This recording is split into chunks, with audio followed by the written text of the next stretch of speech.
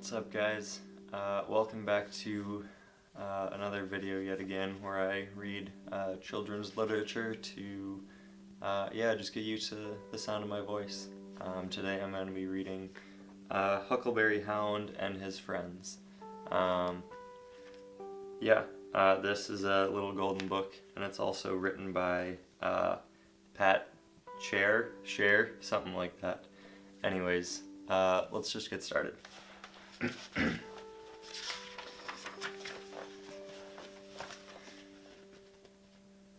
Well, that very morning, he'd met Yogi Bear on the road. Yogi said, "Do a good friend a favor and help me with a shipment of honey."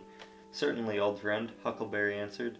The next thing he knew, he was carrying a great heavy keg of honey up a steep hill. Just as he reached the top, Huckleberry tripped on a pebble, and down the hill he went. Thump, bump, and smacked into a tree. Just then, Pixie and Dixie ran up to Huckleberry with tears in their eyes. "Our sailboat's in the middle of the pond," said Pixie. "We can't get it." "Be a good friend and help us," Dixie said.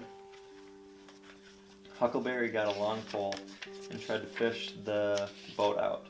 He leaned over the water further and further until, splash! In he tumbled, landing headfirst in the muddy bottom.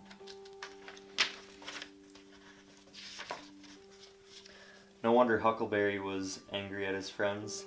"That's what I get for doing good deeds," he cried. "From now on, I'm through with them." Huckleberry marched into his house and slammed his door shut, as loudly and as tightly as he could. "I won't let 'em in," he said. "Not one of them."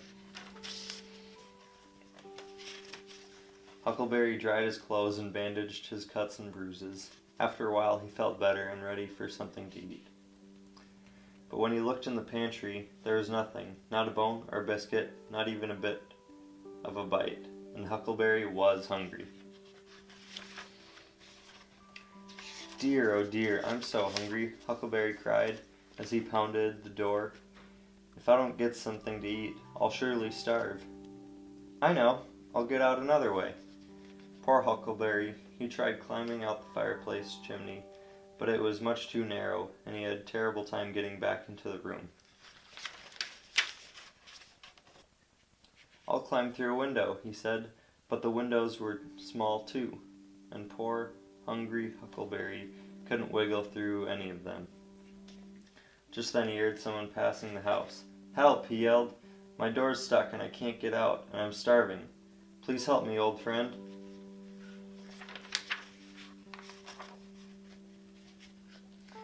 It was Yogi Bear. The minute he heard Huckleberry, he ran to the front door and pulled. He pulled like a bear, but the door wouldn't budge.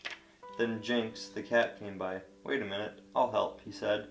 He and Yogi pulled with all their might, but still the door wouldn't budge. I'll help," squeaked Pixie, who was scampering by. Together they pulled with all their might, but the door stayed stuck. "You need another hand?" Dixie shouted, running over. "All together now." They gave one powerful pull, and the door flew open, scattering all of them on the ground. Huckleberry Hound was saved. "I was wrong," he said. "I could never get along without my good old friends. Come on, everybody, let's have lunch. The treat's on me." The end. Well, guys, hopefully you enjoyed yet another children's book. I love reading children's books because it brings me a lot of nostalgia just of my childhood.